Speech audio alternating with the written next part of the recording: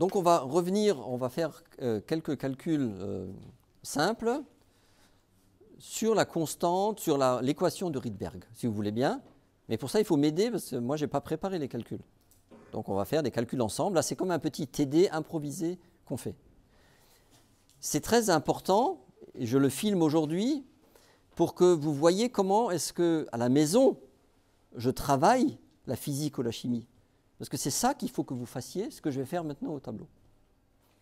Alors, tu te dis, comme étudiant, tiens, Velter, il m'a parlé d'une relation dite de Rydberg qui rend compte des phénomènes d'absorption et d'émission discontinue de l'onde électromagnétique, qu'on appelle la lumière, dans les atomes, et en l'occurrence, là, l'hydrogène. Parce qu'on parle de l'hydrogène, évidemment, l'équation de Rydberg, avec sa constante, 1,07 10 puissance 7, mètre moins 1, c'est pour l'hydrogène. Donc, on vérifie, pas que je raconte des bêtises. Voilà, 1,07 10 puissance 7, c'est la valeur de la constante de Rydberg. On va le noter ici, normalement c'est visible. 1,07, peut-être il y a encore quelque chose, mais peu importe. 10 puissance 7, et regardez bien, évidemment, la dimension de cette constante, c'est des mètres moins 1. Pourquoi? On va la réécrire, parce que la relation de Rydberg, c'est 1 sur lambda égale RH fois 1 sur N1 au carré moins 1 sur N2 au carré. Donc vous voyez bien que N1 et N2 sont des entiers, donc la parenthèse est sans dimension. Oui, c'est des entiers, ce n'est pas une grandeur physique. Et ici, donc il ne reste que RH. Vous voyez que RH est directement proportionnel à une grandeur qui est 1 sur lambda. Lambda, c'est en mètres, donc 1 sur lambda, c'est des mètres moins 1. C'est bon pour ça? Donc c'est normal que la constante de Rydberg soit exprimée en mètres moins 1. Normalement, c'est évident pour tout le monde, mais on ne sait jamais. C'est bon? Donc ce qu'on va faire dans un premier temps, on va essayer de vérifier qu'une transition dite de Lyman, elle se manifeste effectivement dans l'ultraviolet. Oui, alors Lyman, on l'a vu, il y a, donc je vous remets le petit schéma des transitions, c'est partie des premières qui ont été détectées dans l'hydrogène. C'est des transitions à partir du niveau le plus profond qu'on a été capable d'atteindre, et donc il a été nommé n égale 1. C'est le niveau fondamental, n égale 1, c'est le plus profond. Et puis, donc, les transitions, c'est entre ce niveau, n égale 1, donc c'est le n1, n1 égale 1, et n2 égale 2, ou n2 égale 3, ou n2 égale 4, ou n2 égale 5, etc., etc. C'est ça, normalement. Donc, on va vérifier. Quand on est étudiant, il ne faut rien croire en sciences. Je dis, moi, je prends ma calculatrice, et je vais quand même vérifier si le prof ne me raconte pas n'importe quoi. C'est une bonne manière de réviser. Donc on y va, on s'est dit, ok, moi je connais la constante de Rydberg. Moi, j'ai besoin de connaître lambda, c'est ça que je veux calculer. Connaître si c'est des rayons gamma, des rayons X, des UV, du visible. En fait, ça consiste à calculer la valeur de lambda. Et après, d'ailleurs, on calculera l'énergie correspondante. Vous allez voir, en joules d'abord, et ensuite en électronvolts. Et on va s'approcher petit à petit des valeurs qu'il est intéressant de retenir pour décrire ensuite la répartition énergétique en niveau d'énergie dans l'hydrogène. Vous allez voir, on va y arriver ensemble, mais par des calculs simples. On peut y aller? Vous comprenez ce qu'on fait là? Alors, qu'est-ce que vous proposez? On va regarder notre tableau. Tu dis, allez, on va faire la transition entre n égale 1 et n égale 3. Ça vous va? On choisit ça. Donc, regardez, c'est très simple. Donc, qu'est-ce que nous dit cette relation de Rydberg? C'est que ça, 1 sur lambda, c'est égal à la constante de Rydberg, dont on connaît la valeur. Donc ici, 1, j'écris tout, pour tout démystifier, parce que sinon, on dit, oui, il a sauté des étapes de calcul. On a dit N1, c'est égal à 1. Donc c'est 1 sur 1 au carré. Après, j'écrirai juste 1 ici, si vous voulez bien. hein, mais j'espère que vous savez tous que 1 sur 1 au carré, ça fait juste 1. Moins 1 sur, alors ici c'est 9, c'est 3 au carré. On a dit qu'on prend la transition, hein, N2 égale 3. Vous voyez, on passe de N1 tout en bas, là, à N, le deuxième niveau excité, et celui-là, ben, c'est comme c'est un entier, c'est pas 2, c'est 3. Vous me suivez? Voilà. Donc, ça nous fait RH 1 moins 1 neuvième. Ça va toujours? C'est facile. Voilà. Alors, maintenant, vous pouvez faire l'application numérique comme vous voulez.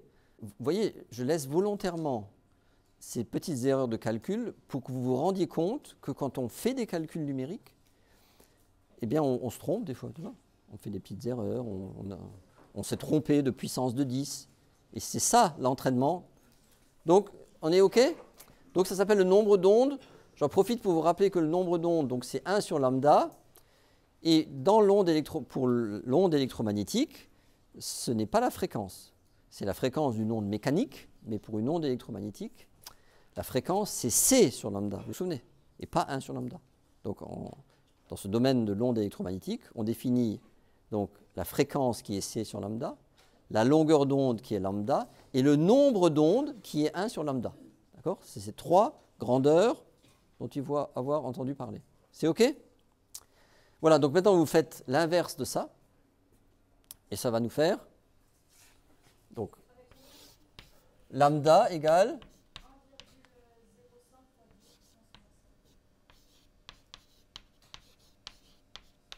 ça c'est en mètres. Vous êtes d'accord? D'ailleurs ça c'était des mètres moins 1, c'est bien de toujours mettre les unités pour que tout soit clair. Donc quand vous prenez l'inverse de cette valeur, ça vous donne quelque chose en mètres. Donc ça c'est bien une longueur d'onde. Alors si vous voulez, on va la mettre maintenant en nanomètres, puisque nous avons l'habitude de regarder la lumière visible, hein, 400, 700. On sait que les UV, c'est en dessous de 390. Hein. Et donc en nanomètres, ça fait quoi ça? En nanomètres, ça fait 105. Vous êtes d'accord? Nanomètres. Donc vous voyez bien que eh bien, cette transition, une des transitions dites de Lyman, elle est bien dans l'ultraviolet, puisque c'est bien inférieur à 400 nanomètres, qui est le début du visible. Moi, je ne fais pas le calcul, j'attends le résultat de mes étudiants. Donc l'énergie, alors on va mettre le joule après, c'est combien, hein? Donc j'ai écrit les grandeurs, 6, 62, 6, 10 moins 34, fois 3, 10 puissance 8. C'est une valeur approchée, hein? La valeur exacte, c'est 2,99 et des brouettes, okay, pour la vitesse de la lumière, divisé par 1,05 10 moins 7. Donc ça doit être juste 1,89 10 moins 18 joules. Donc vous voyez que l'énergie correspondant à cette transition pour un atome, hein, je vous rappelle, pour un atome, c'est une énergie très petite. Donc on a l'habitude d'exprimer souvent ces énergies en électronvolts. L'idée, c'est que 1 électronvolt, c'est 1,602 10 moins 19 joules. Donc, qu'est-ce qu'on fait? Eh bien, ici, vous divisez ce nombre par 1,602 10 moins 19 et vous obtenez une valeur en électronvolts. Donc, ça nous donne un renseignement qui est utile pour la petite suite, là, encore 5 minutes autour de ces petits calculs, sur les valeurs des niveaux d'énergie en électronvolts. Alors tout d'abord, on considère que, vous savez, dans la relation de Rydberg, N2 peut grandir, d'accord? 3, 4, 5, 6, et puis il peut arriver jusqu'à infini, quoi. Très grande valeur. Quand N2 est très très grand, on considère que l'électron, il va sortir de l'atome, c'est une éjection d'électrons. On y reviendra, on l'expliquera encore autrement. C'est une ionisation, si vous voulez. Donc l'atome d'hydrogène, on en fait un proton. L'électron s'en va. Et ça va correspondre donc à quoi? À la transition entre l'état 1 et l'état infini. Vous êtes d'accord? Ça veut dire que le deuxième terme, il est nul. On va essayer de faire le calcul à partir de l'équation de Rydberg en considérant le 1 sur n2 au carré égal à 0. D'accord? Ça veut dire infini. Ça vous va? Et on va regarder qu'est-ce qu'on trouve comme valeur. On a décidé, et c'est assez logique, de lui donner une valeur négative. C'est comme si l'électron il était dans un puits, tu vois, il est en bas, quoi. Si tu fais rien, il reste au fond du puits. Pour le sortir du puits, il faut lui envoyer une corde, c'est l'énergie, et le tirer. Et donc, s'il reste dans le puits, c'est qu'il est, vous voyez, sous la Terre, quoi. Et donc, on nomme ces énergies négatives. Toutes les énergies des électrons, tant que les électrons sont connectés à l'atome, ou coincés dans l'atome, ils sont dans le puits, un puits de potentiel. Et dans ce puits, leur énergie est négative. Okay? Et quand l'énergie est nulle, quand ça arrive à 0, l'électron peut partir de l'atome. Il dit ciao, je vais en vacances. C'est bon? C'est une convention. Donc, vous allez voir, le niveau fondamental, on va lui attribuer une énergie en joules et en électronvolts.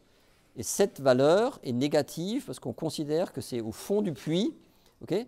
Et donc, il faut donner une valeur positive d'énergie pour ressortir cet électron et le faire partir de l'atome. Donc ici, maintenant, on fait le calcul en considérant le niveau fondamental. Et le niveau excité, c'est un niveau où l'atome il est tout en haut. Il arrive à 0. Donc ici, n2 infini, si vous voulez. Donc 1 sur n, c'est égal à 0. Hein. C'est quelques bases mathématiques simples. Ça va? Donc qu'est-ce qui nous reste? 1 sur lambda égale RH. Vous êtes d'accord? Puisque ici, c'est 1 sur 1 au carré. Vous vous souvenez? Donc 1 sur 1 au carré, ça fait 1. Si je multiplie RH par 1, ça fait toujours RH. Et ça correspond donc à l'énergie du niveau fondamental, c'est moins 13,6 électronvolts. Et donc ça, c'est une valeur que je vous demanderai de retenir. Vous allez voir, on a une formule qui permet ensuite, puisqu'on connaît ce niveau, de calculer les énergies de tous les autres niveaux. Donc peut-être vous trouvez 13,3 parce qu'on a dû faire des approximations, mais normalement, la valeur là, c'est 13,6 électronvolts. Monsieur, n'oubliez pas que là, nous sommes dans l'atome d'hydrogène. On verra qu'on va traiter après ce qu'on appelle les systèmes hydrogénoïdes. Hydrogénoïdes, c'est des noyaux qui sont de plus en plus chargés, mais toujours avec un électron. Vous imaginez bien, quand le noyau est de plus en plus chargé, le puits de potentiel est de plus en plus profond. Et donc là, on trouvera, si tu regardes le niveau d'énergie de plus en plus profond à cause de la charge du noyau qui augmente, on trouvera des valeurs de lambda qui seront encore plus petites. Et on ira vers les rayons X, voire des rayons gamma pour des gros noyaux. Okay? Donc ça va dépendre, tu vois, de la charge du noyau, cette histoire. Ça, on sait que c'est le niveau le plus bas pour un atome d'hydrogène à l'état fondamental et à basse température.